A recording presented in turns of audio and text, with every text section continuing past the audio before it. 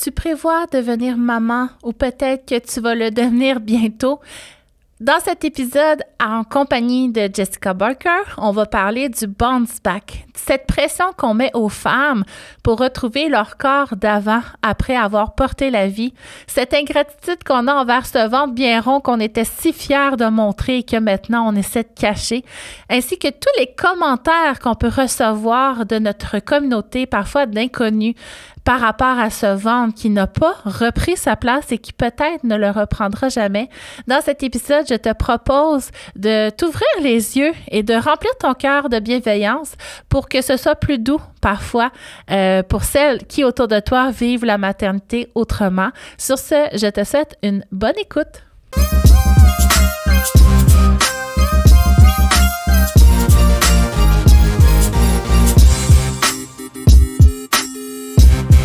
Allô, Mélanie! 4e et dernier épisode à tes côtés.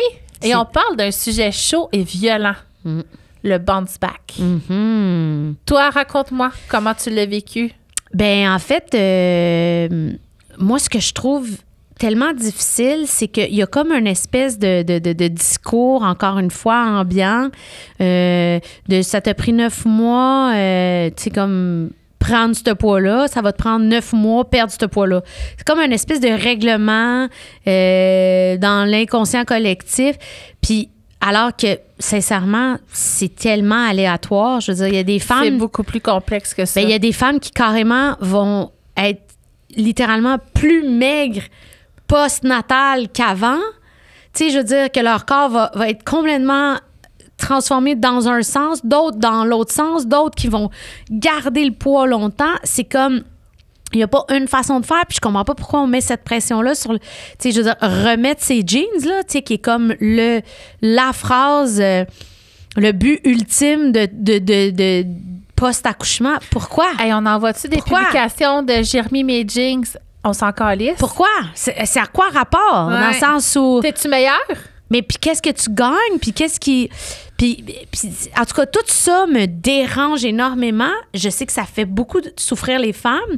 Puis, à un moment donné, le corps, il va réagir comme il peut réagir. Tu sais, l'autre aussi phrase, tu sais, que je me suis fait tellement dire, c'était tout le monde me disait « Hey, ta lettre, hey, ça va t'aider pour maigrir. Tu vas voir, là, ça va te faire maigrir. » Puis j'étais comme, premièrement, c'est pas pour ça que j'allaite. J'en ai parlé dans l'autre épisode. C'est pour un drôle de situation dans laquelle j'ai pas senti que j'avais le choix. Puis, sincèrement, quel argument ridicule. Puis, en plus, c'est zéro arrivé dans mon cas, dans le sens où pas en tout, là. Moi, tant que j'allaite, il n'y a rien qui se passe. Hein? Non, c'est mon ça. corps, il garde tout. Il garde tout parce que crime, c'est tellement d'énergie. Exactement. Fait que, tu sais, je suis comme toutes ces phrases-là créent de la souffrance, font que les femmes sont malheureuses, se posent des questions par rapport à leur corps qui ne revient pas. Puis je trouve qu'on devrait comme peut-être un petit peu se calmer sur ces phrases-là, puis accepter que le corps, il va changer. Puis ça fait partie du deal. Puis il va falloir l'accepter, tu sais. Qu'on sera plus comme avant dans notre corps d'ado. Puis dans plusieurs cultures, moi, c'est quelque chose que j'ai quand même beaucoup étudié en écrivant mon dernier livre là, qui sort bientôt. Là, t'es plus dans ton micro. Moi, je vais jouer à la technicienne. Est-ce que c'est mieux? Oh mon Dieu, hein? Méchante différence. C'est incroyable. On dirait que j'ai fucké quelque chose. OK, c'est bon. Ouh! C'est comme une vertèbre de cou, là, à bouche trop, celle-là. J'aime tes références, j'ai pas les mêmes. Je vais te la solidifier, tiens. C'est bon, tu paralyseras pas. Fait que dans certaines cultures, ouais, en postnatal, on va plutôt valoriser que la personne garde son poids justement parce qu'elle a besoin beaucoup d'énergie. Fait qu'on va lui donner des repas très riches, très faciles à gérer. Donc, beaucoup de bouillon très gras pour lui permettre de faire son lait, avoir l'énergie aussi nécessaire. Est-ce que ça a un impact au niveau de la dépression? J'ai pas réussi à trouver de données scientifiques sur le degré de dépression dans ces cultures-là versus la nôtre. Mais tu sais, c'est sûr que si tu te starves pendant que tu allaites, là, ça doit pas aider ta santé mentale. Puis moi, j'avais une amie qui était en dépression postnatale. Moi, j'ai pas vécu ça. J'ai vécu de l'anxiété postnatale, mais j'ai pas vécu de dépression postnatale. Au contraire, moi, dès que bébé naît, j'ai l'impression de renaître, de me reposséder, mais je me repossède vraiment 2 ans postnatal. Puis tu vois, mon garçon va avoir 2 ans à la fin mars, puis je recommence à avoir envie de faire du crossfit. J'ai envie de recommencer à bouger. Mais après ma première, Moi qui étais extrêmement grossophobe, qui avait pris beaucoup de poids parce qu'enfin, je pouvais me laisser aller. C'est la première fois qu'on me félicitait de prendre du poids. Ah, ça aussi, je l'ai entendu souvent. Ça, c'est vraiment triste. Ben moi, moi, j'étais anorexique, puis je me disais, hey, c'est pas grave, Mel, quand tu vas accoucher, tu arrêteras de manger. Fait que moi, quand j'ai accouché, j'ai arrêté de manger. On me félicitait parce que je perdais du poids, mais après 5-6 semaines, je me suis dit, hey, j'ai même pas la force de m'occuper de mon bébé. Peut-être que je maigris puis qu'on est fiers de moi, mais j'ai même pas d'énergie. Fait que je me suis dit, OK, ça fait aucun sens pas manger. Puis j'avais une amie, comme je te disais, qui elle a fait des dépressions puis elle maigrissait par malheur. Puis on la félicitait de perdre ce poids-là, mais c'est un poids de maladie, encore une fois. Fait que ça, c'est dur parce que c'est tellement ancré dans notre tête que les personnes minces sont en santé. Mais quand t'es mince par maladie, c'est l'opposé de la santé. Moi, ça, j'aimerais ça le dire de même. Mais tellement, puis en fait, tu sais, c'est drôle parce que j'ai vu quelqu'un que j'avais pas vu depuis longtemps, tu sais, puis elle avait beaucoup, beaucoup maigri, tu sais. Puis j'étais vraiment comme mal à l'aise parce que j'ai vraiment dit, genre, j'espère que tu vas bien, puis j'espère que c'est ton désir d'être dans ce corps-là. Puis là, elle m'a regardée, elle fait « Ah ben oui, hein, tu sais, je pourrais être malade. » Je dis « Ben moi, à chaque fois que je vois quelqu'un qui a beaucoup maigri, avant de me dire, genre, c'est son choix, je me dis, as-tu une maladie? Es-tu en dépression? As-tu un cancer? On dirait que les gens, ils pensent pas à ça, puis je comprends pas, alors que souvent, c'est des symptômes liés à de la souffrance, alors qu'on est en train de le valoriser dans notre société. C'est très bizarre, je trouve. Ben, je suis d'accord. Écoute, tu n'as pas essayé de me convaincre, là, mais je suis vraiment absolument d'accord. Puis aussi, cette idée-là qu'il faut se forcer pour perdre ce poids-là quand, dans le fond, tu es en train de découvrir un nouvel humain, tu es en train de te découvrir comme nouvelle humaine. Tu dors pas. Tout autour de toi, tous tes repères ne sont plus là. Il faut que tu les retrouves. Tu en recrées des nouveaux. En fait, c'est de l'inconnu complètement. Fait que ton énergie, où tu la mets? Puis moi, après mon premier bébé, puis là, tu me parleras de toi. Parce que je sais, dans ton livre, tu as parlé, je veux que tu ailles vers ça. Mais mon réflexe a été de mettre toute mon énergie sur perdre mon poids. Puis je me suis mis à m'entraîner. Hey, j'étais 2 semaines postnatal, je faisais du spinning tous les jours. Écoute, je maigrissais, mais dans un malheur incroyable. Puis à 6 mois postnatal, mon père, il est mort. Puis je me suis dit, est-ce que la vie fait aucun sens? Mais non. Voir que je manque tout en ce moment de la vie, à cause que je me mets la pression que cet été, on me dise que je suis belle en maillot, tu sais. Mais c'est lourd. Oui, c'est lourd. Puis en fait, c'est vide aussi. Tu sais, c'est que c'est les deux, tu sais. Parce que, regarde, qu'est-ce que la vie t'a envoyé? Ton père qui meurt, tu sais, c'est tellement un choc, tu sais. Tu te dis, mon Dieu, j'ai mis tout ce temps-là sur mon vélo, tu sais. Puis je suis zéro anti-entraînement. J'adore ça. Moi, je fais du jogging, puis j'adore m'entraîner. Là, c'est pas ça, mais... moi, le sport fait partie de ma vie. Je veux dire, c'est pas du tout ça, mon discours, mais des fois, c'est qu'on tombe vite dans les excès, en fait. C'est ça le danger, tu sais, dans la performance, dans, encore une fois, une hiérarchie. Combien de temps t'as ressauté dans tes jeans? Combien de temps alors qu'on s'en fout complètement. Puis, tu sais, je trouve qu'il faut faire attention aussi au discours qu'on peut tenir parce que des fois, moi, ce que j'ai vécu, puis je raconte dans mon livre, c'est à quel point je suis avec mon bébé qui a peut-être 2 mois dans mes bras. Je suis dans une grande robe. Mon ventre, en toute transparence, est resté très enflé très longtemps. Pourquoi, je ne le sais pas. Est-ce que c'est moi, ma césarienne, nani, nana, ensemble de choses, whatever? C'est ça l'état des lieux. Je peux te l'expliquer de façon anatomique, là. Vas-y. Ben, tes tissus ont été tirés pendant un certain temps. On amincit nos parois qui soutiennent nos intestins. Ça peut aller... Ben, en fait, 100% des filles ont une diastase pendant la grossesse jusqu'à 9 cm. Moi, 7. Bon, tu vois, ben moi, j'ai eu 26. Ah! Tu me traumatises. Ben, j'ai eu 26 cette fois-ci. Puis là, je suis rendue à 8. Hey, je suis fucking fière de moi, là. Avec raison. Je parle-tu de 26 à 8, tu sais, je vais avoir de l'air de quoi? Puis ça continue. L'épaisseur de notre paroi abdominale s'épaissit. L'épaisseur s'épaissit. L'épaisseur s'épaissit. Écoute, c'est très épais. Ouais, c'est le 4e épisode. Hein? L'épaisseur s'épaissit, on manque de mots. C'est très, très épais. C'est très, très épais. Pendant au moins 1 an, voire 2, en l'entraînant adéquatement, parce qu'il y a plein de façons que tu peux l'empirer, mais c'est quelque chose de physiologique qu'on doit ramener. Puis il y a certains, selon tes gènes. Ça peau. se peut que tes tissus soient plus épais que d'autres.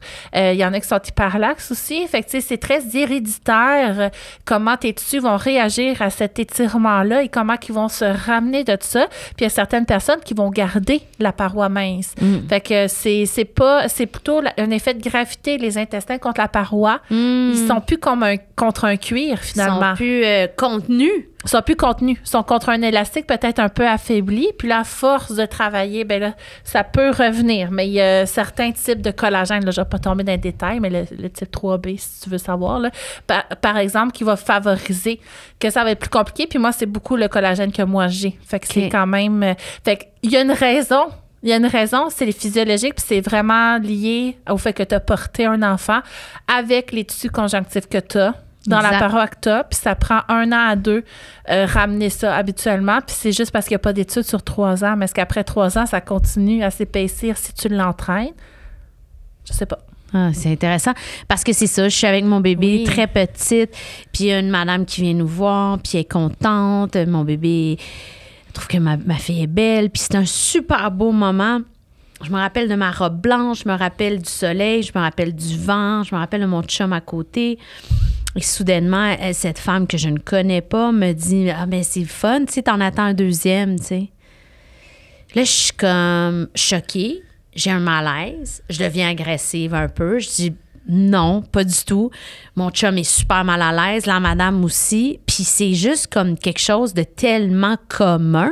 C'est pour ça que j'ai voulu le raconter. Tellement de femmes qui me racontent ça. Je suis comme, on ne demande pas à une femme si elle est enceinte. On peut-tu comme accepter ça en 2024? Dans le sens où ça se pose pas comme question. Malheureusement, c'est quelque chose... Il y a des femmes qui vont garder leur ventre, que ça va rester comme ça. Puis il faut... être doux puis être délicat par rapport à ça parce que c'est tellement pénible de se faire dire ça. Puis c'est tellement fâchant. Fait que... puis moi, c'était une femme. Toi, tu m'as dit que c'est un homme qui t'a fait le même... Au métro. C'est ça. J'avais mon nouveau-né, c'était une de mes premières sorties. Puis, tu sais, je pars d'un très gros bagage comme grossophobe. Là. Moi, j'ai été grossophobe. Maintenant, je suis dans un corps gros. Il y a eu beaucoup de luttes. Non, mais t'as travaillé fort. J'ai travaillé fort, puis c'était ma première sortie, puis c'est dur pour moi. Tu sais, il a fallu que j'apprenne que j'ai le droit au bonheur, même si je suis grosse, parce que, tu sais, des magasins, il n'y a même pas de vêtements pour les gros, ils sont juste en ligne, tu peux jamais les essayer. Tu sais, on veut pas de gros sur Terre, là. Fait que c'est vraiment très violent. Ouais. Fait que, tu sais, il y a beaucoup de batailles que j'ai sur la grossophobie, justement, puis moi aussi, je cours. Je me suis même inscrite à un marathon que peut-être je ferai pas, mais je veux me faire un chandail, c'est écrit « Je suis grosse et plus en santé que toi, fait que ta gueule. » Mais oui, mais... Bref, je suis dans la violence, mais c'est nécessaire. Tu sais, la colère, ça nous fait bouger. Mais ce que je veux dire, c'est ma première sortie. C'était beaucoup d'anxiété pour moi, cette sortie-là. Puis j'étais contente. Puis là, il y a un monsieur qui prenait des dons pour au métro pour, je sais même plus quoi, mais c'était... Une fondation. Ça me touchait. Fait que j'ai dit, tu sais, j'ai 2 pierres, je vais lui donner. Puis il dit, puis t'en attends un autre? Il m'a tué, là, c'ti. Ouais. Hey, ça m'a pris du temps avant de ressortir, moi, après. C'est sûr. Après ça, là, j'avais peur de me montrer en public parce que je voulais pas vivre ce reflet-là qui est tellement violent. Puis, tu sais, on le voit, tu sais, il y a une bande dessinée, tu l'as sûrement vu, mais la fille, son ventre grossit parce qu'elle est enceinte, puis elle est en train de le mettre au monde. Le bébé, il est en train de sortir du corps, puis c'est écrit, même là, tu peux pas lui demander si elle est enceinte. T'sais. Non! Comme, même quand t'es rendu à voir le bébé naître, si elle te le dit pas, ferme-la. Je trouvais ça bon. Moi, ce serait un petit message que j'aurais envie de transmettre. Mais-en. Puis surtout, c'est parce que... Tu sais, je veux dire, c'est tellement variable, encore une fois. Tu sais, on n'a tellement aucune idée comment notre corps va réagir, tu sais. Fait qu'on peut-tu être un petit peu comme dans la bienveillance par rapport à les corps sont tous différents, vont réagir différemment, puis que c'est ça, peut-être que la fille, justement, comme tu as si bien dit, qui a tout perdu son poids puis que son bébé a 3 semaines, est en dépression majeure. Puis elle a besoin et en détresse majeure. On peut-tu se rentrer ça dans la tête, tu sais? C'est pas toutes les femmes qui vont avoir perdu leur poids que c'est ça, mais il y a une possibilité, tu sais. Puis ça, personne ne le dit jamais, tu sais. Non. Puis si tu as perdu ton poids parce que tu as sous-alimenté ton corps, c'est une maladie mentale. C'est ça. Qu'est-ce que j'ai envie de dire d'autre là-dessus? Parce que, crime, tu me parles sur un sujet, comme je dis... qui te craint. Qui me craint quand tu dis. Mais c'est ça. Je pense que j'ai envie qu'on soit plus douce. Puis, tu sais, j'ai des amis, moi, minces, qui sont minces parce qu'ils sont minces, tu sais. Ben oui, ça arrive. Ils sont pas plus forts que moi. Ils font pas de sport à part du yoga, là. On s'entend, là, pour... Tu sais, moi, je cours, je fais du crossfit, puis j'ai le corps que j'ai. Ils vont manger des chips, du coke. Moi, j'aime honnêtement pas ça. C'est pas que je me restreins, mais ça me lève honnêtement le cœur. Puis, tu sais, ils ont tout le temps la croyance, ben moi, je fais sûrement de quoi de plus que toi pour être mince, mais c'est comme t'es mince parce que tu l'es. Ben oui, puis c'est possible. Point barre. Puis l'autre chose que je trouve intéressant dans ton livre, c'est que tu as fait venir quelqu'un sur ses réseaux sociaux. Hey, là, je me rappelle plus du nom, mais qu'elle nous recommandait de choisir en période de vulnérabilité qu'on suit. Ben oui, c'est Nelly Brière, qui est une spécialiste en réseaux sociaux. Puis je trouvais ça vraiment pertinent parce que elle, pour elle, ce que les mamans se font vivre par des... je pèse mes mots, là, parce que je veux pas non plus faire des guerres, mais par certaines publications qu'on peut qualifier de violentes quand on valorise justement une perte de poids rapide, qu'on met de l'avant ces éléments-là, que tout ça est mis de l'avant dans le discours que tu tiens. Comme elle dit, je pense que tu peux faire le ménage pendant la première année de vie de ton enfant. Tu n'es pas obligé de subir ça au quotidien. Suis justement une Mélanie Claveau. Suis des gens qui sont dans une bienveillance. Parce que si toi, tu es dans t'as un issue X, Y, Z par rapport à ton corps, que tu avais avant, que tu n'avais pas pantoute avant, je ne sais pas c'est quoi ton histoire, tout le monde est différent, mais que là, tu te fais confronter au quotidien par des mamans qui parlent juste d'entraînement, de retour d'abdos, de se remettre dans tes jeans, c'est sûr que ça va pas t'aider. C'est sûr que ça va te nuire dans ce que tu vis, puis dans comment tu valides ce que tu vis, puis comment tu peux le trouver beau. Fait que fais le ménage, tu y retourneras si tu le veux. Moi, je pense qu'il y a des bonnes chances, tu n'auras pas envie d'y retourner, mais ça, chacun sa route, là, tu sais. Je veux dire, je pense qu'à un moment donné, si on se délaisse, là, de ces discours-là, on se fait du bien. Je pense que ça, c'est très important, puis on le sous-estime parce que moi, ce qui me gosse, c'est qu'il y a comme un discours super négatif sur les réseaux sociaux autour de c'est pas bon pour la santé mentale, ça fait souffrir, puis ci, puis ça.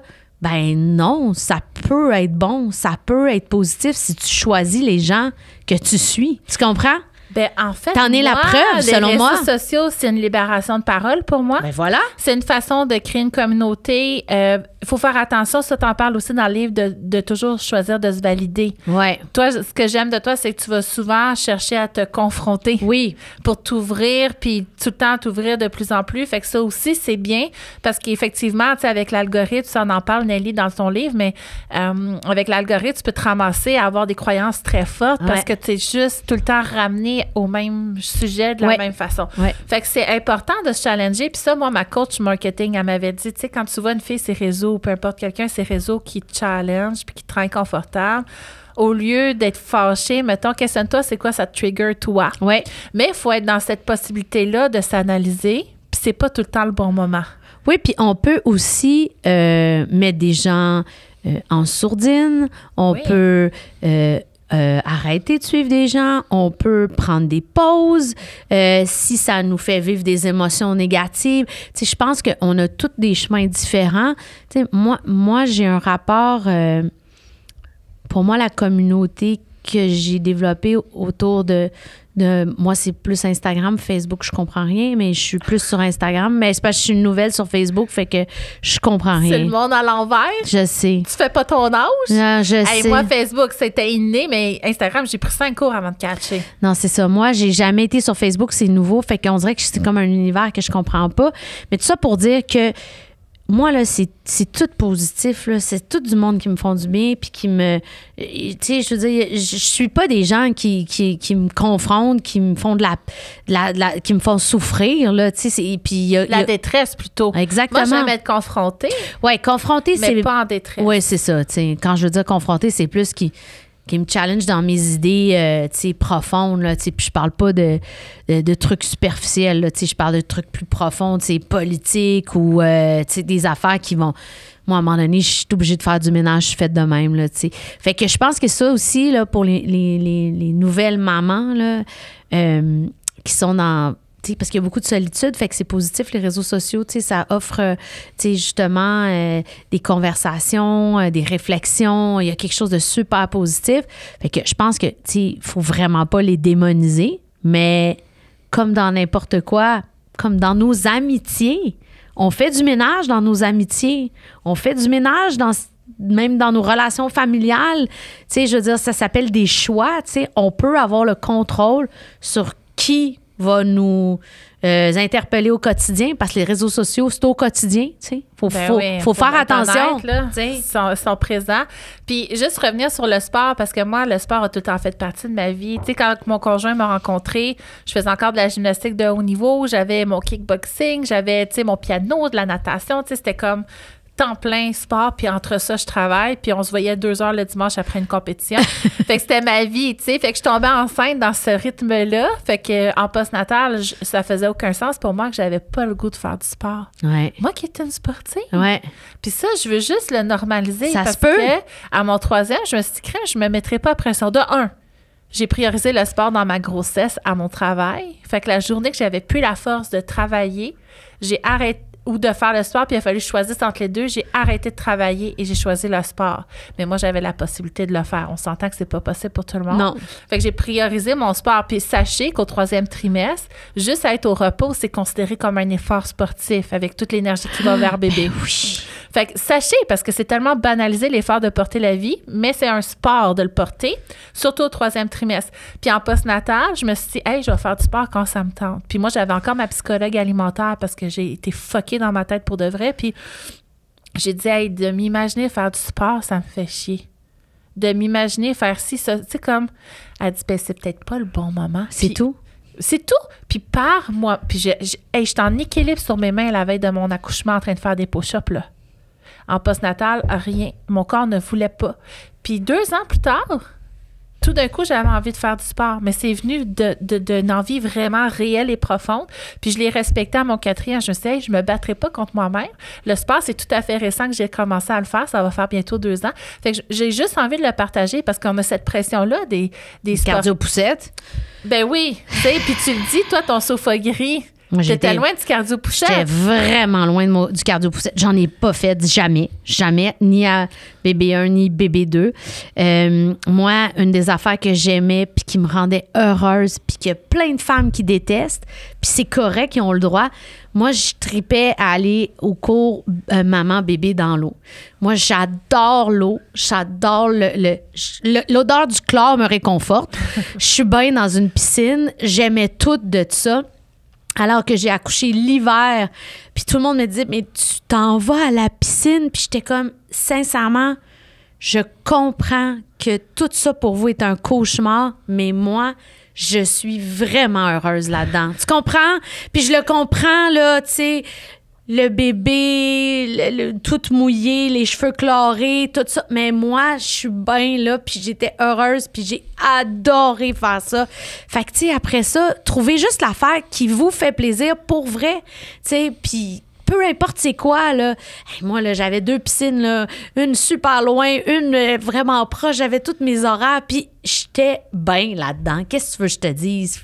Puis j'ai 2 sirènes maintenant, comme je dis, fait que c'est ça qui compte, de faire ce qui nous fait plaisir. Faut que tu viennes à Sainte-Adèle parce que la piscine, là, est en sommet d'une montagne. Oh mon Dieu! Et t'as une vue, là, fenêtre, plafond, plancher sur les montagnes. C'est incroyable! Je me marierais là. Je me marierais à la piscine tellement que c'est beau que je te dis. Là, écoute, moi, ce que j'ai envie de dire aux filles qui nous écoutent, là, c'est mon souhait. Mais je te laisse souhaiter ta fin, OK? Parce que c'est toi qui vas conclure la vraie fin. Moi, mon souhait, là, c'est parce qu'on a tellement appris tout petite à lutter contre soi-même, à se faire lutte finalement, puis à être contre notre corps, être insatisfaite de puis à travailler fort, mais toujours contre lui. Puis moi, je trouve que c'est un bon moment. En tout cas, moi, ça a été une longue route de guérison, mais ça a été un bon moment, je trouve. Puis c'est un bon moment, je trouve, la maternité, pour renouer avec notre corps, renouer avec sa puissance. Tu le dis, ramener de la douceur, mais c'est pas facile à faire. Puis ça prend de l'aide parce que c'est tellement ancré en nous qu'on doit respecter une image plutôt que d'exister réellement. Fait que je vous le souhaite, la gang, de devenir l'allié de votre corps au lieu de lutter contre lui. Moi, ce serait mon souhait de la fin. Toi, que tu aimerais souhaiter comment Mais en la fait, fin de ces 4 épisodes? Je trouve ça intéressant parce que non seulement l'allié, mais le premier mot qui m'a popé dans l'esprit quand tu parlais, c'était aussi la fierté de réussir, de faire un humain. Tu sais, Gabrielle Caron a un podcast, j'ai fait un humain. Je sais, je le commandite. C'est la plus belle phrase. J'ai fait un humain. Quelle fierté. Et ça, c'est ton corps seul. Toi, ben OK, le dos, il est passé par là. 40 secondes plus tard, ouais. Je blague, tu sais, parce qu'on fait pas le bébé tout seul, là, mais tu sais, on se comprend. Quand même une création extraordinaire, quelque chose de miraculeux, quelque chose de magique, quelque chose qui va de la sorcellerie, là, je pourrais dire. On fait des organes. C'est incroyable. Un cerveau, tu sais, tout ça, là, tu sais. Fait qu'il y a quelque chose... Est-ce qu'on peut, tu sais, mettre ça dans l'équation de la maternité aussi, tu sais, de la douceur puis de la fierté, puis de dire que... Je le répète toujours, ça sera pas parfait.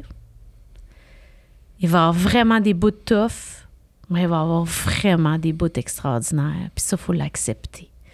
La vie de maman sera faite de ces grandes contradictions-là. Et comme Kat Levac a dit dans mon livre, et des fois dans la même heure.